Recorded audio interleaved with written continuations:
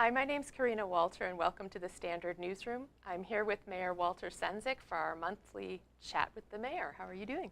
I'm doing well. I'm surprised you recognize me. It was a bit of a challenge. I'm surprised they let you in the building. How many weeks are we at now? So we're just entering our fourth week. So we're just finishing the fourth week of the beard, Beard for Gourd. So those who may not know why I'm growing a beard, it's for the Walker Cancer Center here in St. Catharines. Tom Rankin from Rankin Construction auctioned the highest amount for me to grow it. So it was $500 a week, and we came in at $5,500, which takes me through until Thanksgiving. So what I've discovered is that with this beard, a lot of people don't recognize me. So it's been an interesting experience going into the community and having people do a double take and be like, you're the mayor? He does, yes, I've got a beard now. So get used to it until Thanksgiving, and we'll do a special shaving off of the beard as we make the donation to the Walker Cancer Center. And Tom will be there, and it's all for, I'm growing it for Gord Downey of the Tragically Hip, and we know tomorrow is going to be the big final show. So I'm just wanted to do my little part for what Gord's going through. Is it definitely coming off in 6 weeks or in the 2 weeks, or Yes. you haven't? It's 11 grown? weeks. So I've still got more to Okay. grow, and the deal is you can't really trim. So you'll see me getting more and more like Ben-Hur. But you haven't taken a liking to it so much that you're planning on keeping it afterwards. No, I'm not keeping it. So you're doing this for Gord Downey, but now are you actually missing the concert on Saturday night because the mayor's Marche is is happening? on the same day. I've seen the Tragically Hip a lot over the course of my interest in music. I've seen him at the smallest venue being Jackson Triggs. I've seen him at the Hideaway when they were first starting out as a band in Canada. I've seen him at the large venues of the Old Cops Coliseum, at the Odd in Buffalo. Seen him in Toronto.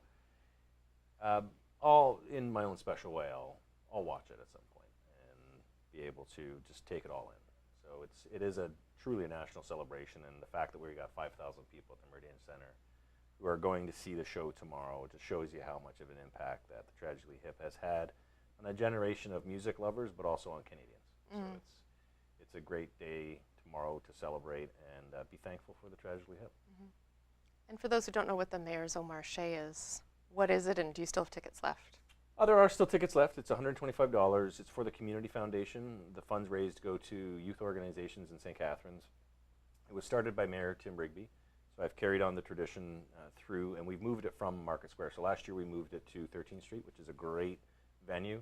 Under the stars, we have, now that the fire ban's lifted, we have a couple of bonfire pits, and it's local food, local wine, local beer, and local talent. So we have Whitney P., Aaron Berger, and Beth Moore, who will be playing on different stages.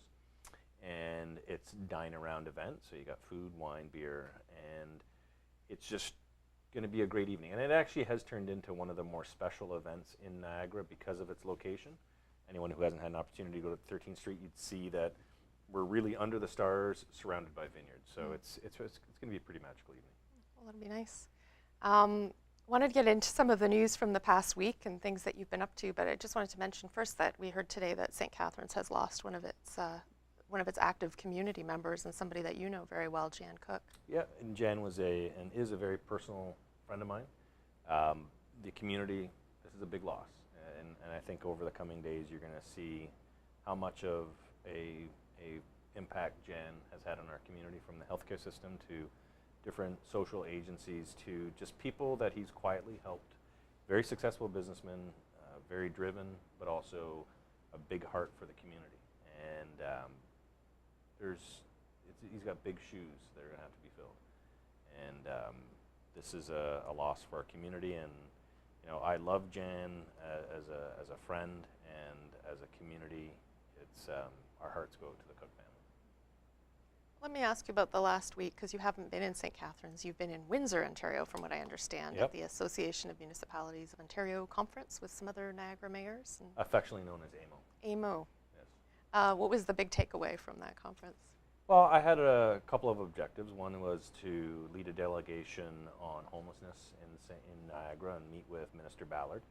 to talk about the formula for funding in terms of funding of services that are directly to those that in the most need, that are the most marginalized in our community. So meeting with Minister Ballard made it very clear that the funding formula, we get less than Hamilton gets on a per capita share, and there's a formulaic reason for that, and we want to get that formula changed so that there is more of a equitable funding formula that is reflective of what other regions get. And it's important because now, at this point in time, the region has to go into its reserves to help offset the gap that's created by the reduction in the formula, as well as social agencies are being asked to backfill some of the services that are being withdrawn because the funding isn't available. So it's a significant issue in Niagara, and Minister Ballard was very clear. He's a new minister, but he understands the issue very well.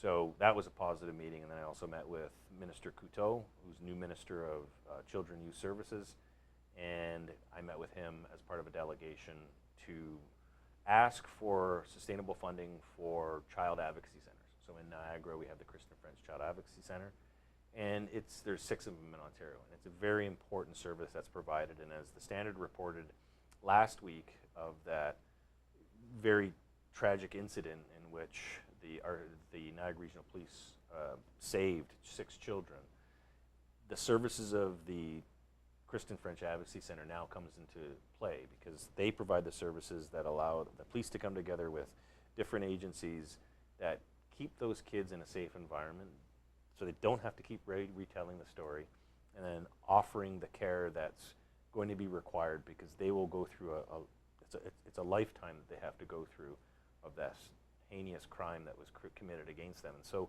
these centers are very important to ensuring the struggles that these children will face moving forward, that they have the support system early enough so that they can work through this with the agencies that are required. So we made it very clear, we're not asking for more money in terms of an addition to the envelope of the budget for children's services. We're asking for a reallocation. There's about 6 ministries that have funding that has touch points to children and children's issues. And we're asking for those allocations to be reallocated so that it fits within the funding formula that would allow these 6 centers in Ontario to gain sustainable funding for their operations. I think it's critical. It's something close to me, and the minister was very understanding, and we're going to get him additional information, and I think we'll have a positive outcome there as well. So those were 2 important ministries that we met with. We also met with the Minister of Labour, Kevin Flynn, and we talked about the arbitration. And the arbitration system is broken in Ontario. Every delegation talked about arbitration being broken, and the Premier wouldn't answer the question on how they're going to try and fix it, but the minister made a commitment that they're coming out with a formula that will hopefully fix it because it's broken. And it's costing municipalities hundreds of thousands of dollars on arbitration decisions that always go against the municipality. So again, this is not an issue against emergency service staff. It's looking at the arbitration process and saying it's unfair, it's unbalanced, and it's broken, and it has to stop. So we made that message very clear. Mayor Diodati, myself, Mayor Campion, Mayor Luciani, we were there saying the system's broken, and it's breaking the corporations, it's breaking the cities that are trying to provide additional services to our residents. Did they give you a timeline for when the new formula will come out? He said this fall, and so we're holding him to it. The interesting thing, Karena, is that when you look at the non-emergency service union wage increases since 2008, which is when the financial crisis occurred. So when you look at that, you have the inside-outside unions of the corporations of the City of Niagara Falls, St. Catharines, Thorold, and them, pretty flat line, 0.5%, 1%. If you look at the private sector in terms of the union increases, pretty flat line. And then when you look at the emergency services, it's 3%, 3%, 3%. There's lines like this. And so what the minister said is, clearly the system's broken because that shouldn't be like that. It should be more normalized from what other unions are actually negotiating, because we were and still are in a very significant economic challenge. There's tumultuous times in terms of the economy. So making sure that what the union contracts are being awarded are in line with what other unions are getting, that should be part of the arbitration system, and it's not. So we're able to graph like this and show that fire, police, and emergency services are going way up, and then everyone else is just getting flatlined. So that we have to close that. And that's what we're going to be working on. We do have some reader questions, but I did want to ask you about a couple of things coming up at Council on Monday. Sure. One of them was Morningstar Mill. There was a proposal to transfer. We've talked about this before at the Standard, but moving Morningstar Mill to the Niagara Peninsula Conservation Authority. It looks like there's a next step happening. Yeah, so this report's coming out is a direction from Council to continue on with the negotiation. So both parties, both the corporation, the city, and NPCA have come forward and said, okay, we're now at a point where we want to make the next step in our negotiations. So Council's got to give their green light. When you look at what the opportunity is, I think it makes sense.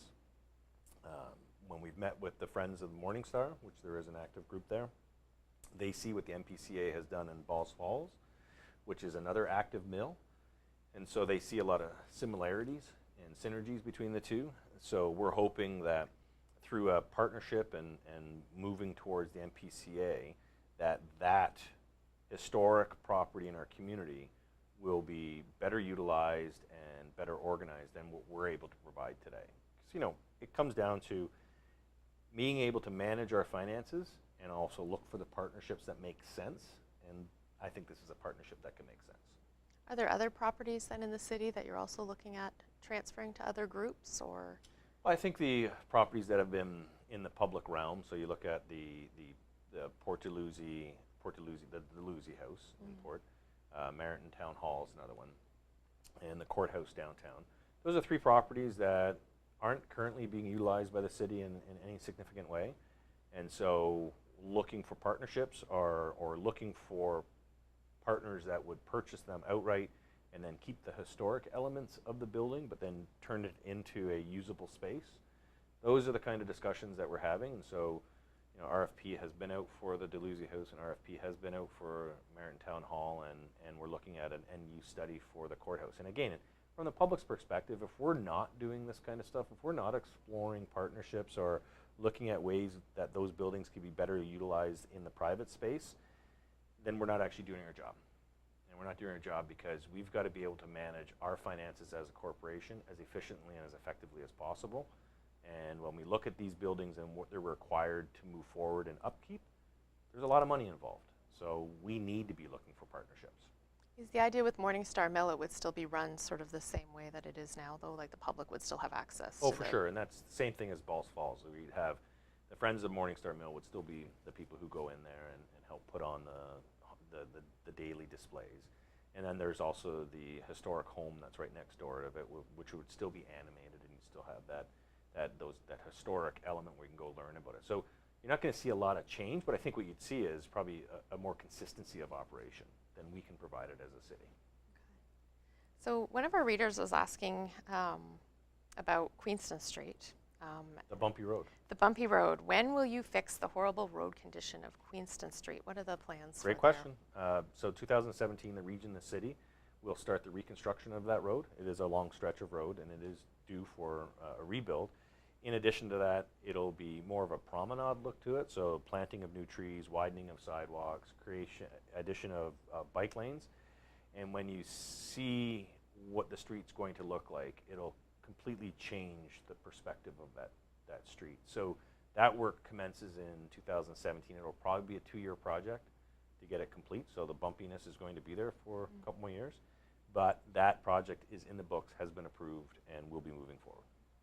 The other one is also another road question. Burgoyne Bridge. I know that Burgoyne Bridge is a regional thing. Cycling across the Burgoyne Bridge to and from work downtown continues to be a terrifying ride almost daily. Motorists do not seem to see the signage, no passing cyclists on bridge. Is there anything the city can do to increase cyclist safety on Burgoyne Bridge until the second span opens? It's another good question, and it's a constant question coming in to City Hall, a criticism of the bridge. I can personally say I wasn't part of the design work when it was being discussed at the region.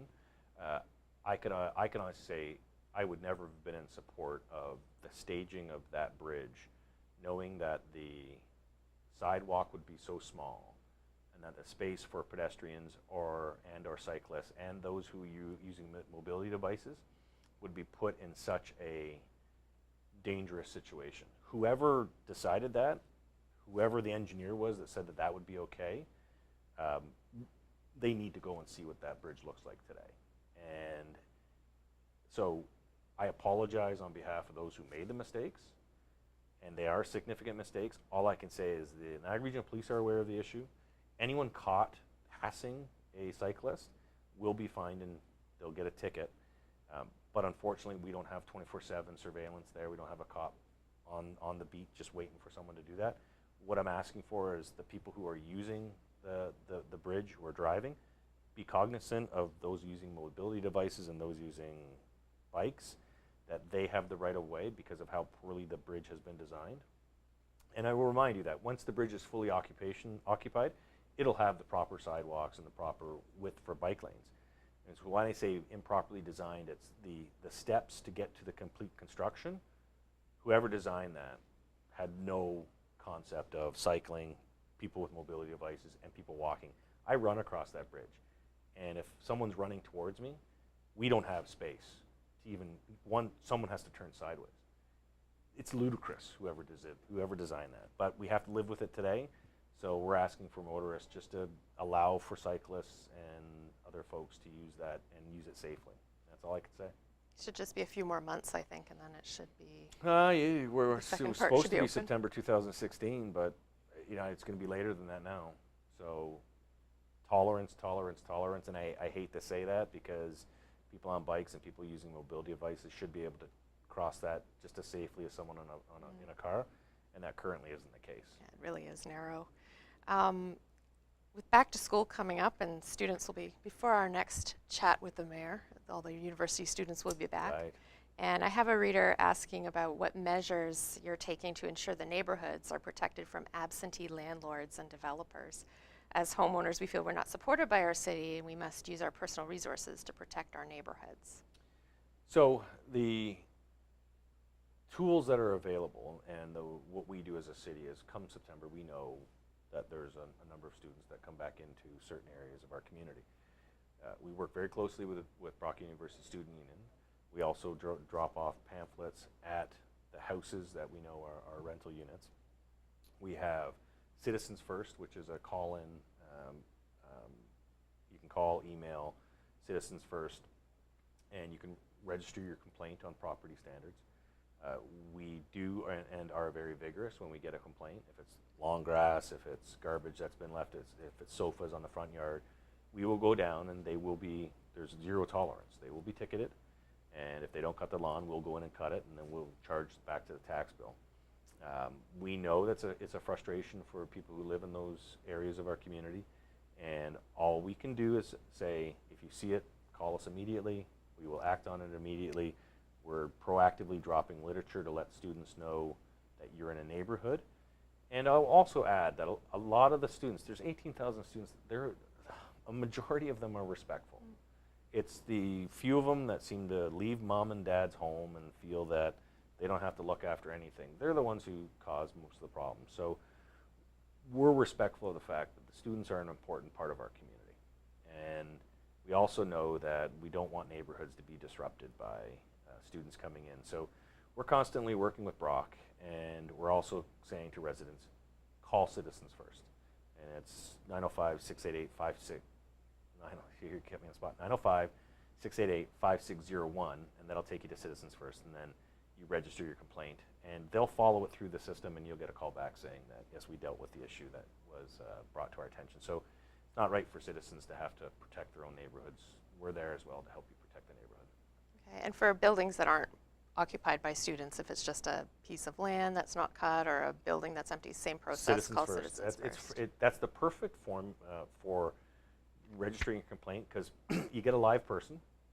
The person will punch in the complaint, and you only talk to one person. So it's not like you get punched to Parks and Rec or Transportation Environmental Services. That person is your quarterback for your issue.